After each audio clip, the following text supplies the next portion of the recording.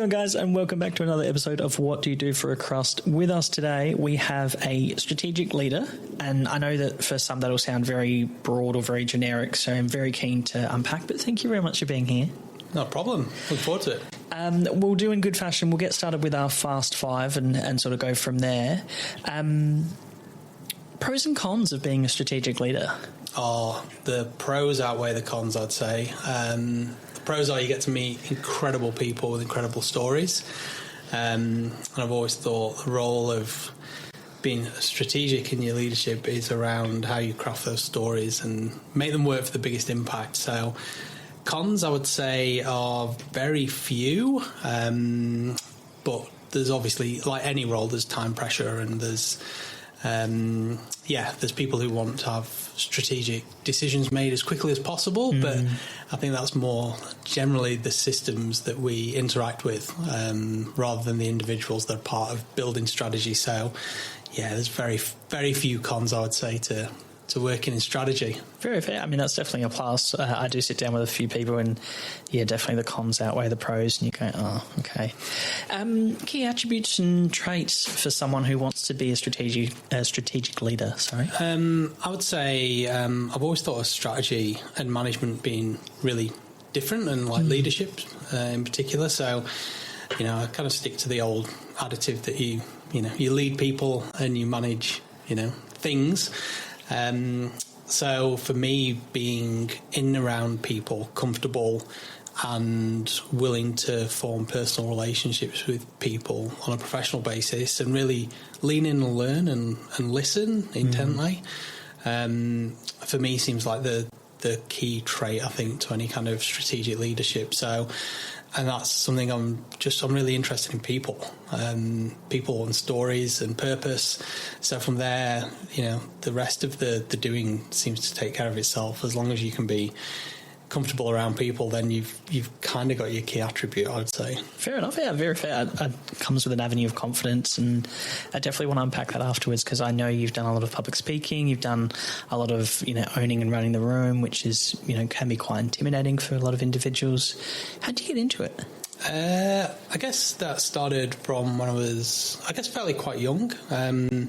So I kind of went through a pretty traditional, educational background. Kind of went to school, left school with, quite a few qualifications, but nothing that really set me on a trajectory to do anything in kind of senior leadership or strategy work. I think I was once told that I would never go to university, so that was the catalyst for me then going to university. Yeah, exactly. And, it's like, don't press the red button. Okay, well, now that's all I want to do. Exactly right. I went to university and then, kind of had to make a decision about what I wanted to do with my future after that, as I'm sure many people do. And one of the big things that I wanted to do was to acknowledge how privileged I was to have been to university from a family where we didn't predominantly go to university.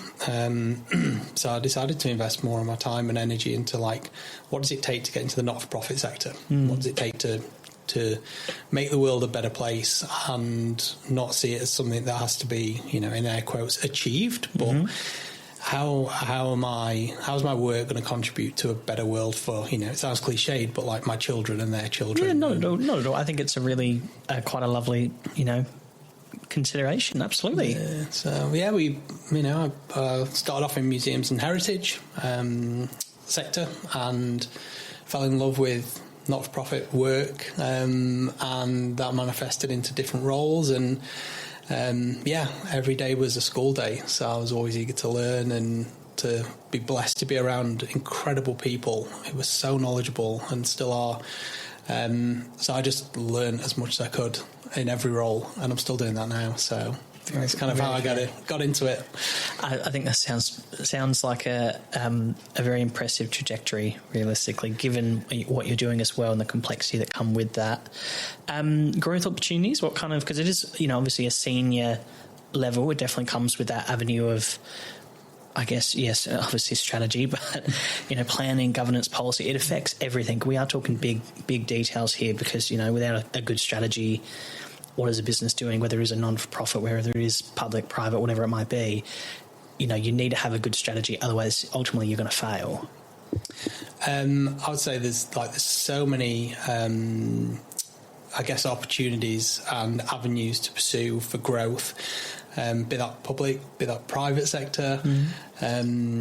It really is it's a bit of a choose your own adventure. I think as soon as you're in strategy, it's what are you going to use that kind of knowledge for? Is that for income generation? Is that for, it could be as simple as, do I want to set up a local community group? How do I do that? How do I get GDR status? Strategically, does anyone agree with me? The opportunities for growth in strategy are really broad, and it's international as well, right? Which is fantastic, especially in this day and age. Yeah. Covering your potential customer market is, or increasing it is, fantastic. Yeah. It's the world really is your oyster, I think. But again, you've got to have that nuance of you've got to be genuinely really interested in people, I think is the key thing. It's so easy to chase money, I think, in the modern day world where, consumerism's rife. But I think if you genuinely ground in, I want to work with people and I'm interested in the outcome of this strategy, then the possibilities of where that can take you are, they're limitless. Very fair indeed. And this is really poor timing, but salary range for a strategic lead? Yeah, again, it's that completely varies. It's where do you want to apply your craft almost. So again, a not-for-profit sector might have there's not as higher salary bracket as maybe a high-end corporate salary, but I think the advantage of working in not-for-profit sector is you get to be really close to community. You get to have a really unique experience, and you learn more, I think, because there's so much breadth and scope in the not-for-profit sector that there's opportunities to go sideways at all times and to lean over and actively learn from others. Whereas I feel in corporate it's probably not quite that design. I'm guessing you can create a larger impact is what I would view as from someone being an outlook or looking in. I'm just thinking in my mind, it's a law firm and, they've got 10 paralegals, 6 interns and, 15 lawyers on the panel or whatever it is to assess a case or to design a strategic intent or to build whatever it is that they're trying to achieve. Whereas non-for-profit, unfortunately, not that it's a good or a bad thing, often don't have those kind of resources. So they really do have to rely on individuals such as yourself coming in going, okay, let's try this. You can get your hands dirty. Yeah, exactly right. And I think as well, exactly like you said, in corporate, there's almost swim lanes. There's patches. There's a budget allocation. Yeah, there is. It's part of a bigger business model almost every role. Whereas in the not-for-profit sector, there is an element of, at times if you're not doing it, then it won't get done. Which is incredibly rewarding because you learn so much more than you will if you just call to stay in your swim lane and do as you're told. It's a real I'd advocate for anyone to genuinely consider what not-for-profit work they could get into because the possibilities are endless, I'd say. I definitely agree. That's realistically how you and I met was through non-for-profit, and at the time I was leading a program that we'd just taken on, and I got to inform on service delivery policy, on limitations of our service, and then the review of that as well. And I actually got to make proper change, and I didn't have to go. Not that this is a good or a bad thing, but I didn't have to go through as many levels. And not to say that the work was any less high quality or any less successful, but I would go to our operations manager and go, "Hey, this is what I've done. What do you think?" They'd give me some notes, update. Go, done. Something that would take in other sectors, maybe a couple of months, took me a couple of days, and it was just fantastic. And you felt like you were achieving something. I really miss that feel sometimes, to be honest. Can I ask you? We're done with the Fast Five, so pressure's off. Can I ask you, being a strategic lead? I always wonder how reputation comes into that because you are coming in as an outsider, or sometimes I should say, and realistically, I would assume that people don't do well with change naturally. Some of us just don't, and I'm not saying that's good or bad, but just, change can affect everyone really differently, and it's very hard to then be that person that comes in and going, okay, well, let's mix things up, guys. Like, let's, what are we wanting to achieve? Okay, we want to achieve this. Okay, how are we going to do it? And, trusting your gut, and you're the strategic expert. And I'm sure you would get people going, oh, I don't agree with that. And you go, oh, yeah, that's absolutely valid, but I'm the strategic lead here. I'm the person that you've brought in to help you get to where you need to go. You need to trust me, or you need to, work with me here. Do you ever get those clients that are sort of like, and just, want to unpack something a little too further, or just go down to every minute detail? And yeah, I think, for me, I'm really privileged to work in an initiative at the moment that is, I guess, the role reverse of what most people will think. So I'm probably more the individual who catalyses 1,000,001 different opinions into a strategy. So, you'll know from my kind of previous work, I've always had community first approach, community led. So really, I guess connect the dots to an extent. So it's not my decision, it's what's the collective decision? But one thing I have learned throughout years of doing that is that actually the answers are all in community. It's just that we're not very good in a world where things revolve around policy and political cycles, where there's time pressure and people want to get results immediately. That it's so easy for people to kind of skip that as a bank of expertise that's already doing this work, that already knows the solutions. And it sometimes manifests a little bit as, we'll do a consultation with community to tick the box, and then we'll actually deliver the solution that's already been decided elsewhere. I'm kind of, I guess, the absolute opposite of that. I'm more let's start by forming a bond with these people, whoever they may be, whoever you're working with. Let's actually sit down and listen and talk and share, and let's not assume that we know the solution. And then when the time's right for whatever it is that your project, initiative, movement, whatever that is, there's kind of saying that I use a lot, you go at the pace of community. So when they're ready, they have all the solutions, and that'll manifest into a strategy at a time that's right for them. And if it's not the right time, then that's strategically a concern for whoever's putting pressure on you to get it done. Yeah, is that, well, no one's going to buy in. If it's not going to work for the people, then it doesn't work. Yeah. Do you see a lot of, and I'm sure there's a more professional way to pose this, but do you see a lot of going around in circles? Again, I'm so privileged to be around people who are incredibly innovative, talented, and speak truth at the drop of a hat.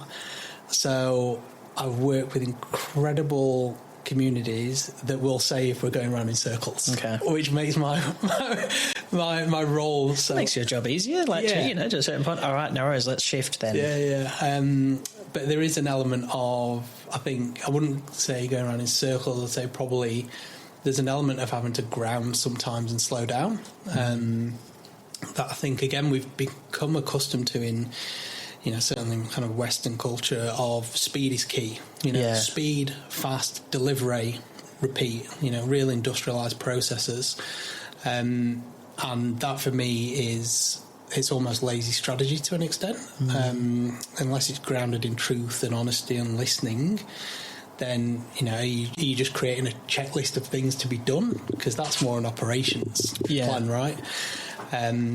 So I'm very, very blessed to have worked with incredible people and teams that have gone, actually, this is worth us sitting down, talking, taking our time, because if we're going to do it, let's do it right, and let's get massive buy-in across our teams. Let's make sure we get this right, because if you don't, you could be back doing the same exercise the following year. And that's a balance, right? That's a balance between, trying to get something done and delivered and move forward. And actually doing it right. What would you say, sorry listeners, you can hear the dog scratching at the door. What would you say is the sort of the most fundamental, the most key mistake that you see businesses make in regards to, their strategic intent? I think that's certainly speed. Like, it's the rush, and I'd ask anyone who's considering building some kind of strategy or strategic plan, like, where's the pressure coming from? And you have to lean into that. Why do we have this timeline? Why do we, who set this duration? Do we have achievable goals within that time frame? Yeah, like, where does that come from? Because a lot of some of the work that I did in the UK, when we actually leaned in and stress tested, like, where is the assumption that this needs to be done this month or next month or next quarter? Is it financial? And the financial teams were like, "Oh no, we don't care. We just need the billable hours." Like, wow. Is it from the board? No, the board are dedicated to getting this right, and it takes what it takes. And it normally manifested that it was a collective kind of sense of urgency from people saying, "Well, we said we'd do something, so we need to do it now. We have to do it." I would have thought. I'm not surprised by that, but I would have thought that one of the key sort of areas that you see is not having clear strategic intentional goals. That I would have guessed that, organisations, companies, non-for-profits, whoever it is, go, okay, yeah, we want to create this program and assist this demographic. And you're, okay, have you thought about how you're going to assist them? In what capacity? For what duration? Are you going to inform them? Are you just going to help them? Are you going to help them help themselves? Like, what strategy? I would just assume that individuals or groups or companies would have just gone, okay, we want to do this, but they haven't really thought about how they want to do that, or to what duration, to actually unpack what they're trying to achieve. Yeah, I think it's fairly common, I'd say, that people, again, it's that sense of urgency. Yeah. It's like, we need to get to the end point. We need to achieve something.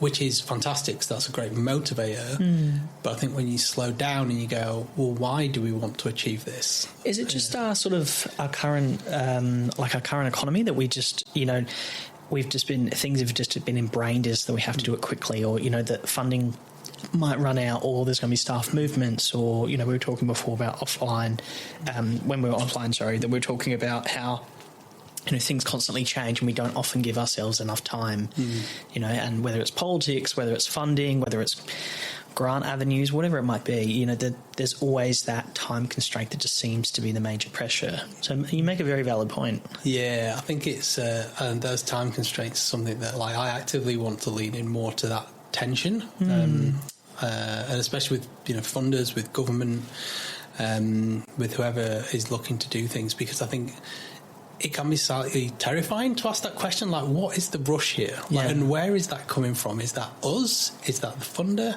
Is that the government? Is that a government priority? And if it is, in particular in the not-for-profit sector, if that's coming from government, like, is the government not there to serve the people?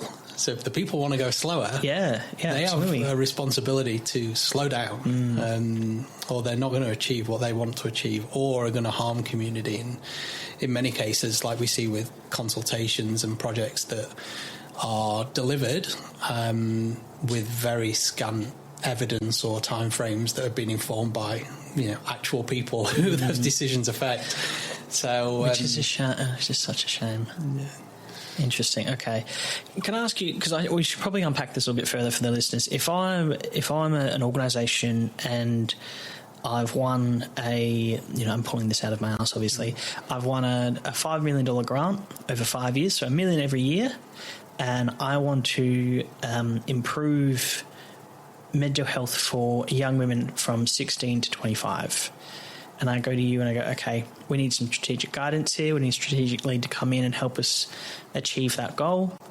How would that look? What would then happen, I guess? Can you walk us through it? Yeah. That's really open optics there. Sorry. I think my first thing would be to, like, actually talk to people. Like, has anyone actually spoken to anyone who we want to work with? Yeah. Like, what's our relationship like with this demographic? Yeah, like why 16 to 25-year-olds, out of curiosity? Like, does anyone even have regular conversations with this group? Yeah.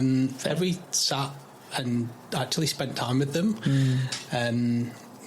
What led us to apply for this? Do we have really deep ties to those communities, or was it because it had $5 million written on it? Yeah, and it looks good for publications and marketing, and who knows? So I think sometimes starting from the very start is something that, like, I often see is kind of missed. I would say a missed opportunity.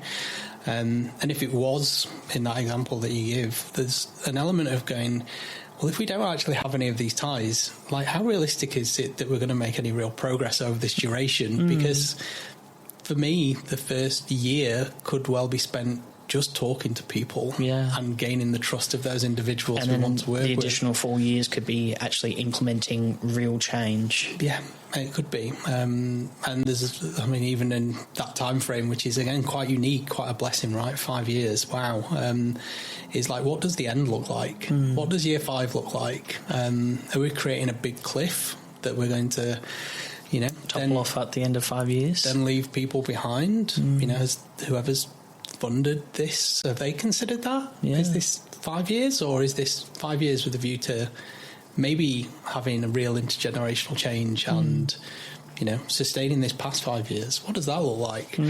I mean, you'd hope coming in that whoever applied for this, that's all been this has all been considered in my experience. Often that's not the case, which can be good and can be bad, but often, and this is in my very limited experience, I'd love to get your gauge on this. Often I have worked with organisations that haven't thought that, that have just gone, yep, this sounds like a fantastic initiative.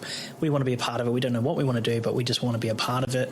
Let's get involved. And then they go, oh, we don't have the resources. We don't have the staffing, the coverage, we don't actually know what we're going to provide, whatever it might be, obviously. But how important is it for review and evaluation, I guess, is my question? Because we talked about, in this scenario we're talking about, the first year could be all we're just actually engaging in the target audience community and such. How important is an evaluation or reviewing, and how frequently? I know I'm giving you massively open questions here, but evaluating what you're actually doing and reviewing it. Bit of a loaded question there, but obviously it is important. Like, I'll stick by my guns from one of my previous answers. Like, why don't we ask that target demographic? Yeah. Like, how often do you want to see our performance as an organisation reviewed? Do you want to do the reviewing? Why should we be the ones telling you what success looks like? I love your thinking on that, because it makes such a simple thing. Like, you evaluate us instead of us evaluate us. Yeah, like, who's actually got the power here? It should be the individuals. So, like, what would it take out of that $5 million contract? What would it take to build your capability to be able to evaluate us as a peer-to-peer kind of relationship? Yeah. And what does success look like for them, rather than what the contract says? Because the two vary pretty considerably. Absolutely. I think we've all been, even I could say every listener and any person who's been living has experienced some form of a generic questionnaire or a phone call. Oh, please hang on and review our service, and all those kind of things. And there's obviously a lot of validity questions or concerns there that I think really don't get asked or answered, I should say. Fascinating, really fascinating. I mean, obviously it's a bit of a loaded question there, because we do know obviously reviewing and evaluating is really important, but I love your mindset there to go, actually, well, why aren't the customers actually reviewing us, or the individuals that we're trying to build capacity for? Very fair. Very, very fair. Can I ask you, when do you normally become engaged? As in, I would guess to say that you have to sort of keep yourself emotionally distant from a lot of these projects because you don't want to get too invested. But I'm sure you do want to be somewhat invested, because you want to be, you're there, you're showing up, you're trying to create, positive impact and development and creation and all those wonderful things. How do you go sort of, keeping personal and professional even balanced? I guess there's, and again, I was reflecting on one of the shows earlier where I think you had a guest on and they said, you got to have kind of thick skin and, good sense of humour. And those are the kind of traits that kind of resonate with me in any kind of not-for-profit sector role that I've ever had.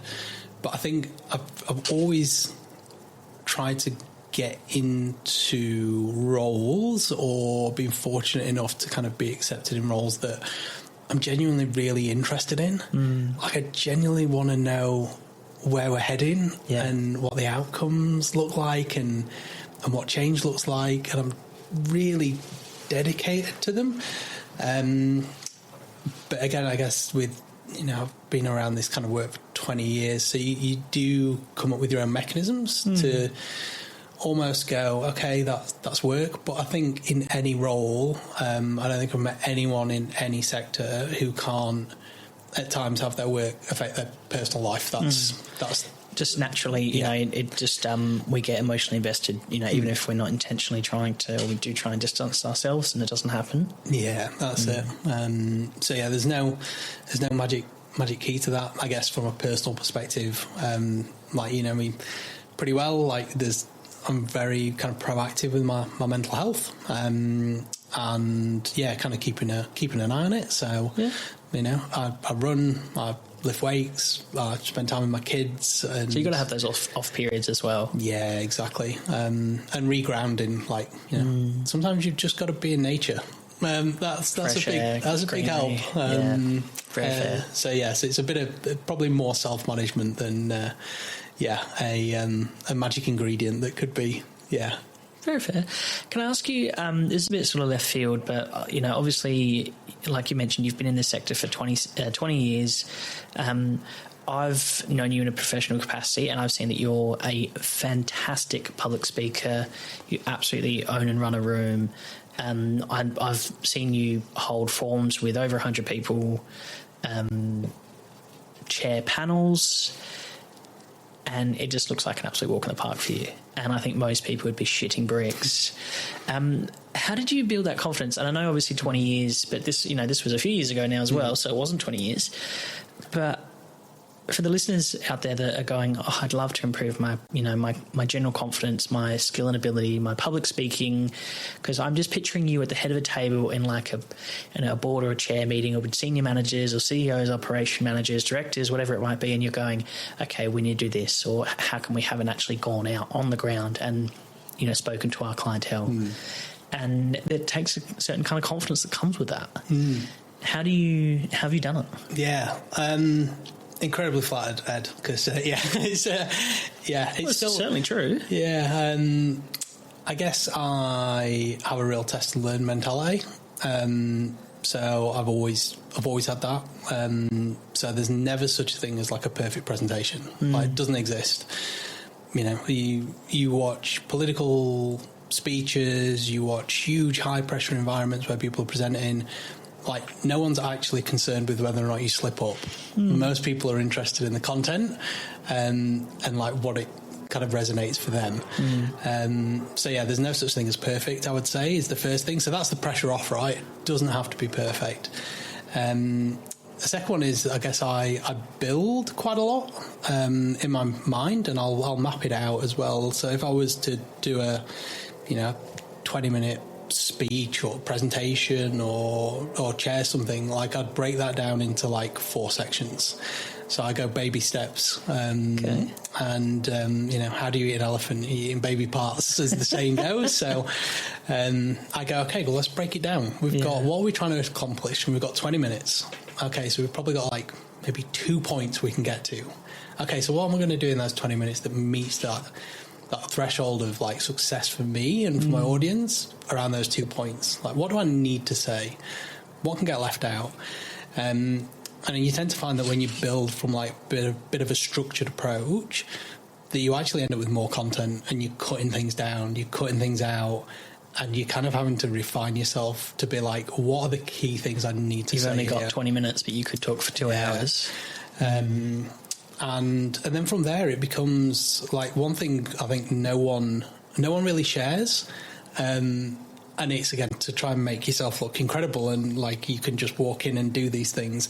No one talks about how like people rehearse. So I will, if I'm giving a presentation to, I don't know, a room of 150 people, and if it was 20 minutes, I'd probably run through broadly in my content maybe 50 to 60 times. Wow. For 20 minutes. I admire the dedication. Yeah, and that'd be talking it through myself, talking it through again, checking my language, checking the intonations in my voice. Am I asking a question? Am I closing it off for each section? And I'd go through it again and again and again and again and again until it's just second nature. Because in my mind, then that allows me to then add like the sprinkles on top. Yeah. You know, like what kind of personality do I want to bring to it? And it also then allows me to focus on, if my content's strong and it's organised, the next step for me is like, well, that's great. I've got that in the bag, so I can start to think about curveballs. What happens if my slides don't work? Yeah. What happens if someone comes up with a really prickly question from the crowd? Like, my energy can go in that response section. Just take the politics response of, sorry, I'll take that question on notice and, get back to you and never get back to them. Answer the question you wanted to be asked rather than what was actually asked. That's me interrupting you, being really cheeky there, sorry. I think that's a really interesting look in, because I've only seen the polished, presentation where everything has absolutely flowed and you go, oh my God, like how have you just remembered that 20-minute, presentation with some really big names in the room, and you've got a microphone, you're at a podium, you're in a very busy and fancy area and office, and it's, you go, oh, this is scary. Yeah. And cool, calm, collective. It's very cool. Yeah. Just, like I was saying, prepare. And then you're prepared for the unprepared, right? Yeah, very fair indeed. Can I ask you, if I'm a young individual and I'm listening to this and I'm going, what is a strategic lead? What specifically, if I'm liking the sound of this episode going, that's something that I wouldn't mind doing is, helping, organisations get to where they want to get to. What's a typical day look like for yourself, I guess? And, can we unpack that a little bit more? Yeah, sure. No 2 days are the same, which is incredible. If you like structure, knowing what everything is going to look like day in, day out, you could maybe tailor the role to be more like that. But I do a lot of work in like emergent kind of fields, I guess you would call them. I would assume it would just have to come with some kind of flexibility. Like things change, parameters change, or particularly if it's community-led as well, community need changes, or there's multiple needs, and then how do you prioritise? And absolutely, you've just got to be really kind of light on your feet, and I think each day being completely different for me is incredible, because every opportunity there is to learn, to grow, to think differently, and it's really good for individuals who maybe have a bit of a growth mindset. It definitely comes across as that, yeah. If you were thinking of going and just, in air quotes, like developing strategies for like one organisation, then the next, then the next, then the next, like it's probably like that's a bit of a template cookie cooker approach, which isn't going to be the best kind of strategic approach for whoever you're trying to build a strategy alongside. Just being really open to having each days could be completely different, but that to me is gold. That's fantastic. I mean, what do they say? Variability or variety is the key to life. Yeah. Which is very important. Can I ask, are you a natural problem solver? I would say yes and no, to an extent, but I think I'm interested in if the, in air quotes, problem is a problem first, or who has identified that as a problem. Big difference between a problem and a barrier as well. Like a problem could be, okay, this is now stopping whatever project we're doing, or this is just, a hump that we need to get over. Yeah. And again, like, I think there's always a temptation in, I think, whatever all you do to, like, again, get to the end, right? You want that satisfaction. It's like a self-fulfilling thing. You feel good you did the thing. But there's an element of, I think, strategy that questions like, what is the thing, and does it need to be fixed? Does it need to be finessed? Does it need to be reworked? Is it an imaginary thing that we've simply said is a problem? So I think, again, sometimes starting at the start with some of those provocative questions that are uncomfortable as well for some folks. Sometimes you do need to sort of push the barrier, I guess, or really unpack, not that you're trying to get everyone on your side, and I don't mean to frame this poorly, so I do apologise, but, you might not need to get everyone on the same page, but at least you need to have everyone in the same direction or working towards the same intention. And, that can be extremely hard, we've talked about this on a few different episodes, that naturally there are going to be human beings that don't get along with each other, or naturally people clash, or there's differences of opinions. And it's not saying that your opinion's right or their opinion's wrong or whatnot, but it is hard to rally a group. It can really, you've got to be.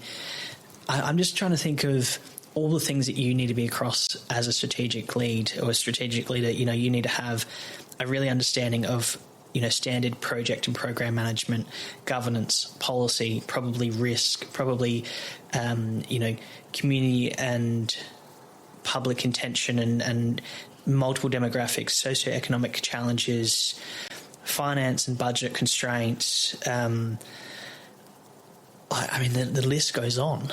So obviously your catchment is huge, which is fantastic, but then also could be probably quite intimidating for individuals, because we're not all naturally good at all those things. And, you might be really good at, change management, but governance just might not be your thing, or, policy, you might go, this is dry as sand. But I love, the community engagement, and I love the, the difference or the impact that we make. And, there's always the good with the bad. How do you value all of those things? Because, there's going to be conflicting priorities.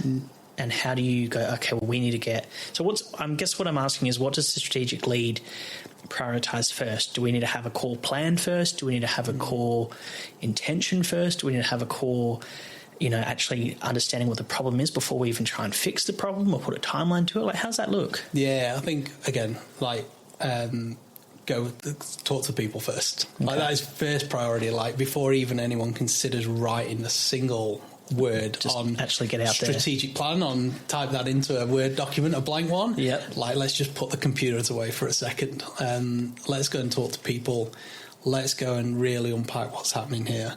It's probably my first port of call. And again, you find that a lot of things are the dynamics of how people interact, and what people expect of themselves, as well as what an organisation might expect of them.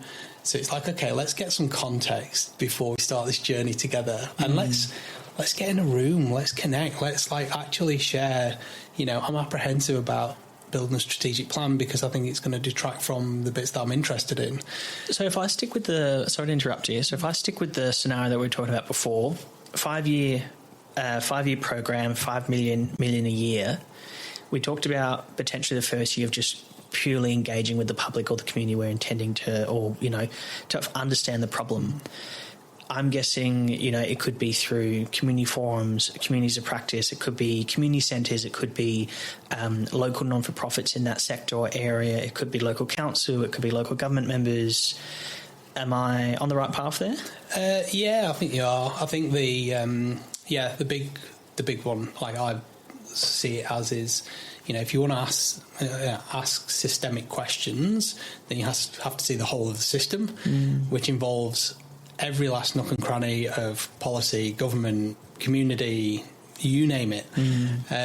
So I guess if you were to walk into that situation knowing full well that you're going to have to talk to a lot of people, I think for delivering in that scenario, that kind of strategic approach is the first thing I would say is we've applied for this money because we have people who are already actively there and in community and have a real firm grasp of what we're trying to accomplish here.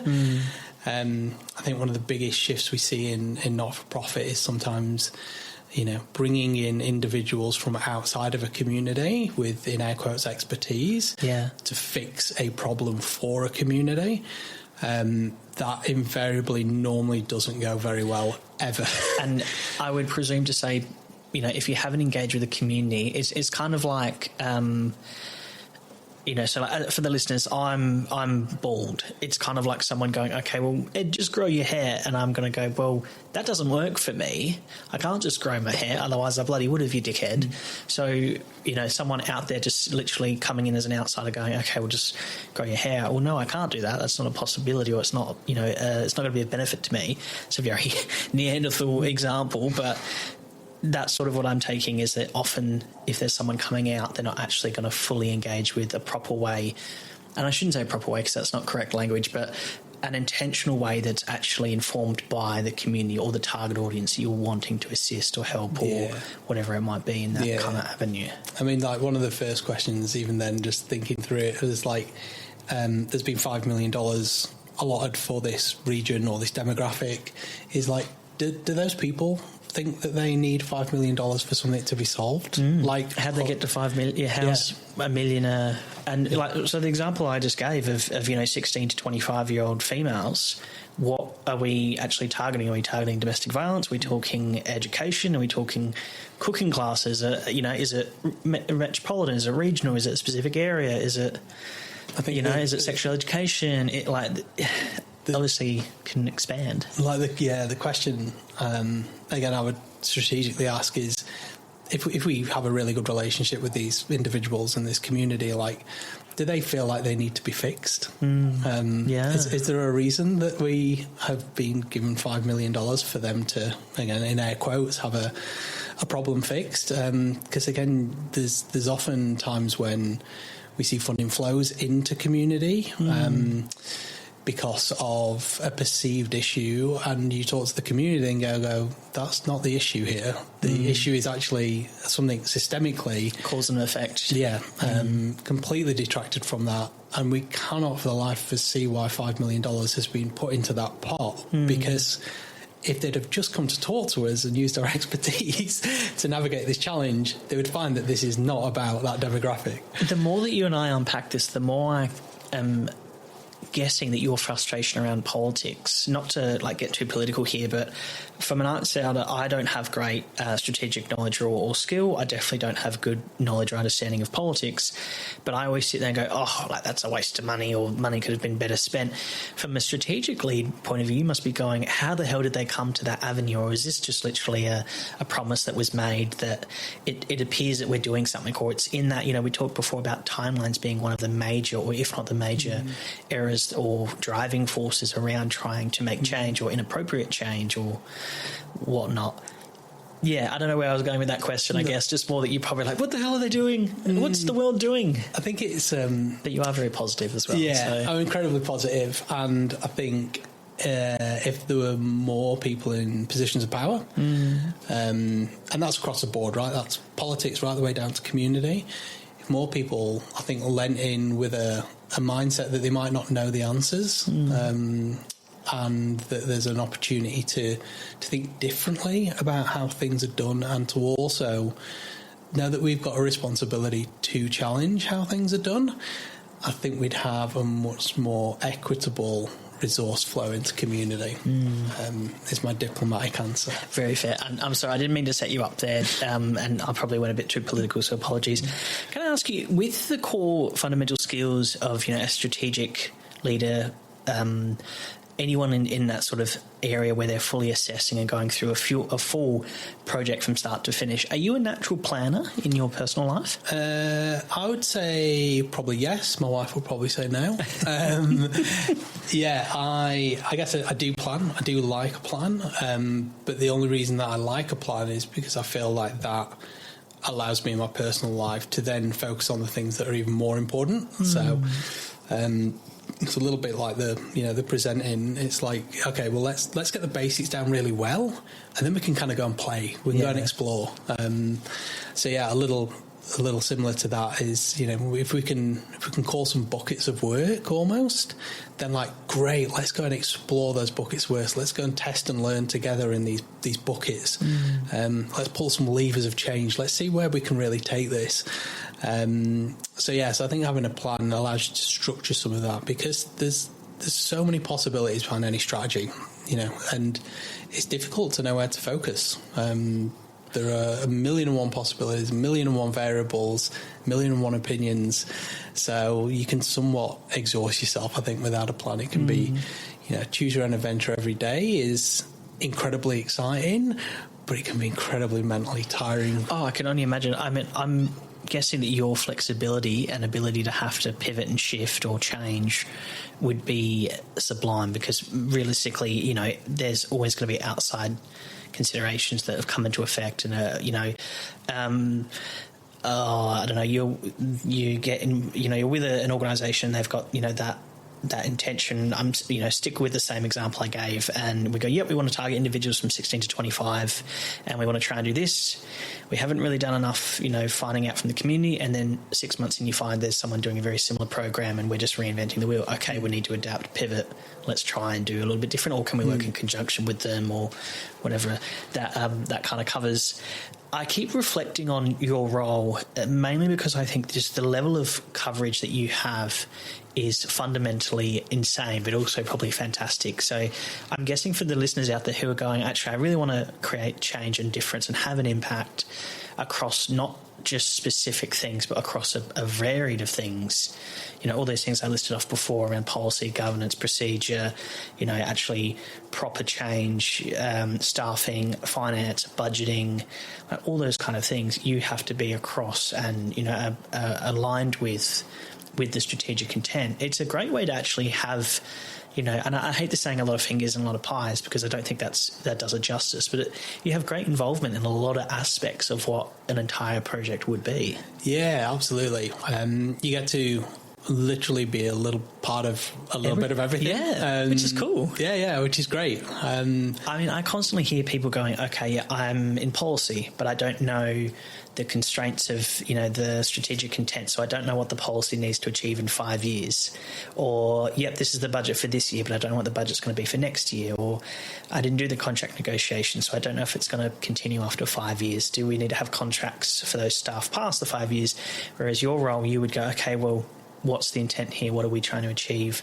What's it look like? You have full broad coverage. It sounds really quite rewarding. Yeah, absolutely. It's really interesting because you do get to see and sit with these people with incredible depths of knowledge in different departments that you never, when you leave school or you leave university, you never go, I'm actually going to get really interested in economic reform. It's not normally something people delve into at a young age, but you get to learn so much from all these little snippets of work. And then I think in a strategic role, there's a little bit of me that, taking that example, if someone was to say to me like, hey, we don't really know what's happening, past this year, or like I'm kind of in my silo doing my work. I mean, one of my questions is like, okay, well, great. Like, what do you want to learn about the other side or the other silos? Like, why have we got silos here? You definitely strike me as the person who's not afraid to ask the question. To go, okay, why can't we do this? Why do we not all know this? Or why don't we all know this? Or why do we all know this? You strike me as that person going, okay, well, let's unpack it. Like, no question is too big, too challenging, which I think is fantastic because, you work in a lot of sectors where, everyone stays in their lane, like you mentioned before, and we don't want to shift lanes, or we don't care about the people swimming alongside us. As long as we get to the end mark and we've achieved what we can get siloed, which is a shame because then it really takes out, the camaraderie and we all share the same goal or intention or, strategic intent. Yeah, that's right. I think knocking down some of those silos and making sure that they don't exist is, again, that's a proactive way to build strategy, right? Yeah. So we're all part of this. We all play a role.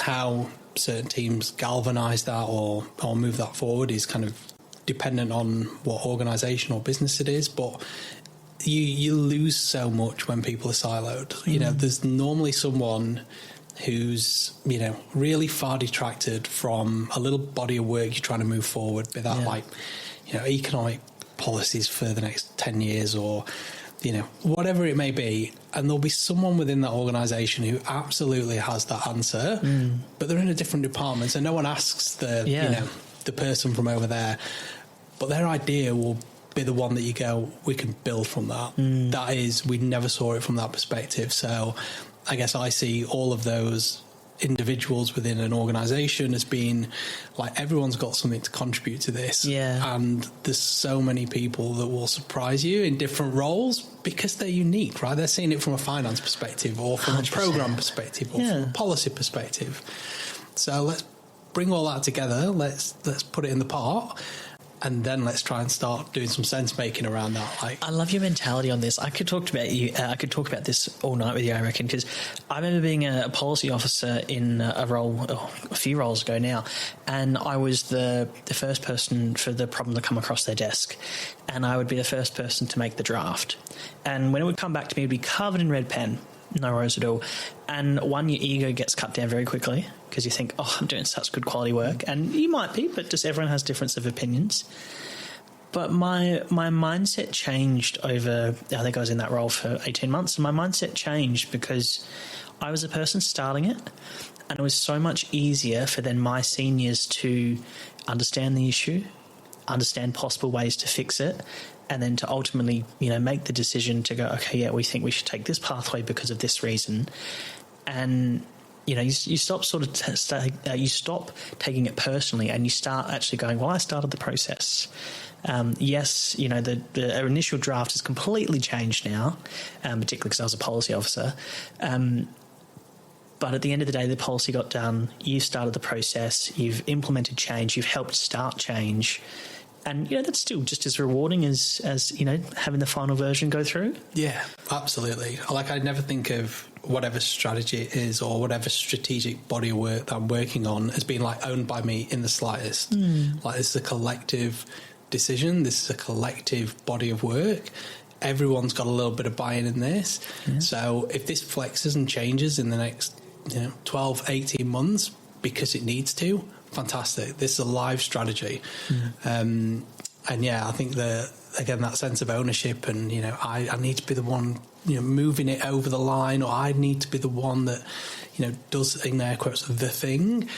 Again, it's an approach I've never really brought to very much of my work because, I could leave next week, and if that is siloed in that individual and no one else has really got any buy-in, then you start from scratch again. Oh, you see it constantly in a whole bunch of sectors. Someone's working on a certain body of work, they go on holiday for a couple of weeks, and that work stops. It literally stops, and it's exact same when they get back. And you go, oh, okay, that's definitely just sitting with them. Yeah, and it obviously depends on industry and organisation, all those kind of things.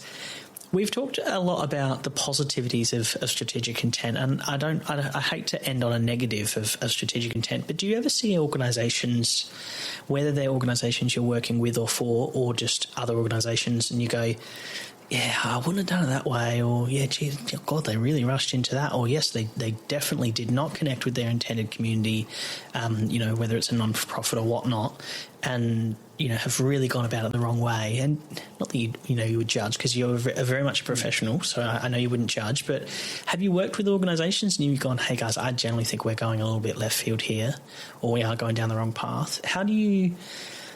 because I'm not saying that your decision is the final decision, there's always more people in the room, but how do you deal with that, I guess? Yeah, I think there's exactly that. There's examples of that all over the world. Yeah, we all have differences of opinions, I don't think they should be doing it that way, but that's what's happened, so... I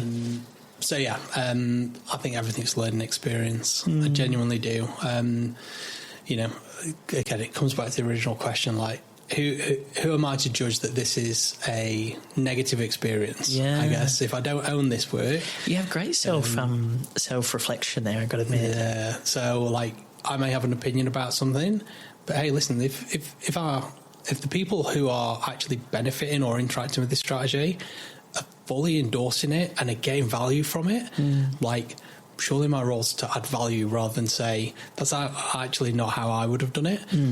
Maybe it's an opportunity to go, I think we're doing really well. What would it look if we wanted to do even better? What does that look like? And again, not being the person with the answer to that, I think is crucial a lot of the time, because, as much as, in air quotes, people in senior positions and professionals would have you believe that they have, the absolute silver bullet for everything.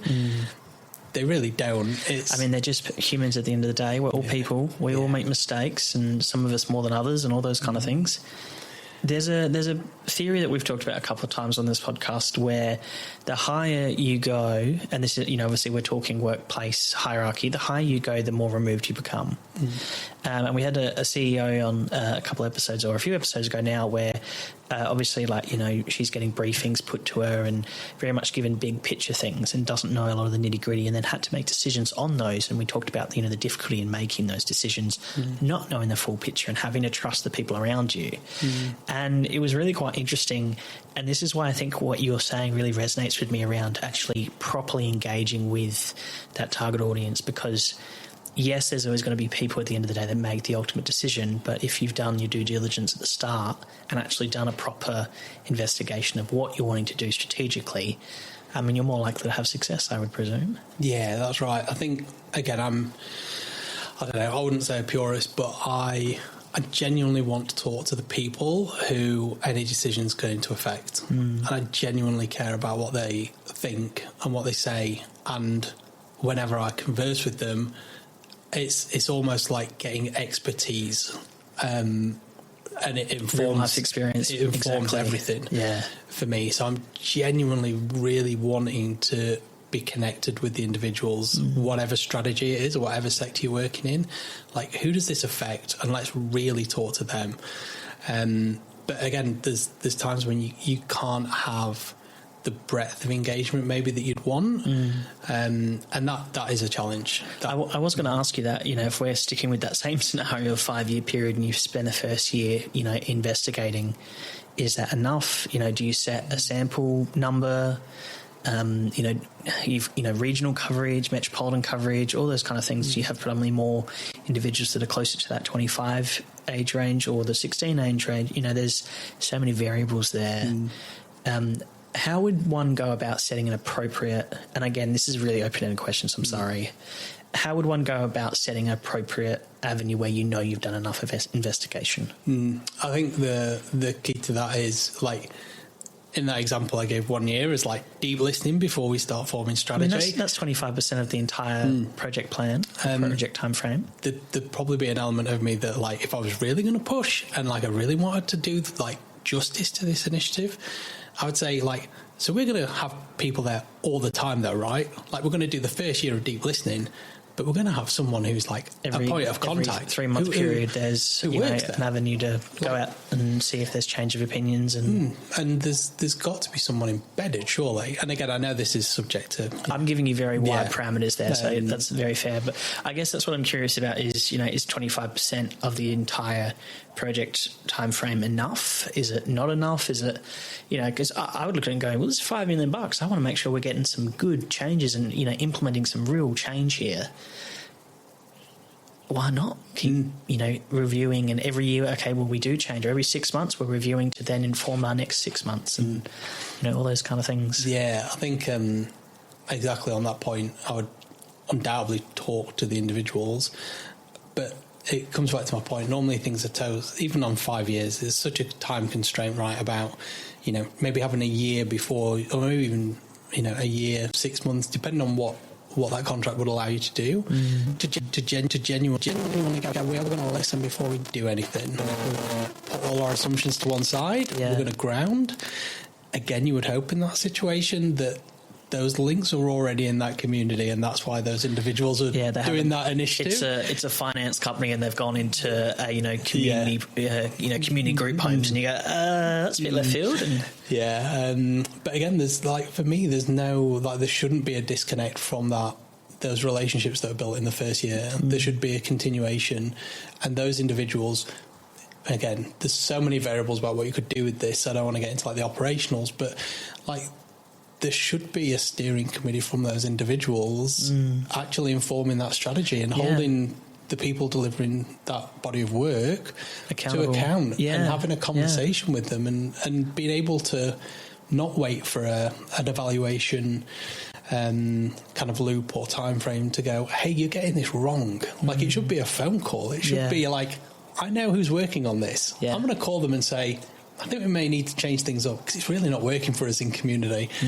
You know, we see a big rise of relational contracting. It's the kind of the terminology that's often used, or trust-based philanthropy, that's kind of associated with this body of work. But it comes down to, like, that very human relationship. Like, people in communities should have a direct line to the people who are delivering projects. Can you unpack that for us a little bit about, sorry, was it relational contracting? Relationship contracting and philanthropy. What exactly is that? Just because I'm not going to pretend like I fully understand it. Yeah, well, it means different things to different people, but in a nutshell, I would say, like, when did we become disconnected from having, let's say, an example could be, a government body decide that something needs to be fixed, in air quotes, in a community. So they will write up, we expect this to be delivered, and these are the timeframes, these are the KPIs, and we expect X, Y, Z to deliver it. Go out and do that. And just do it. And do that. We're not saying that we don't trust you, but we will be checking in on your KPIs, your timeframes, your deliverables.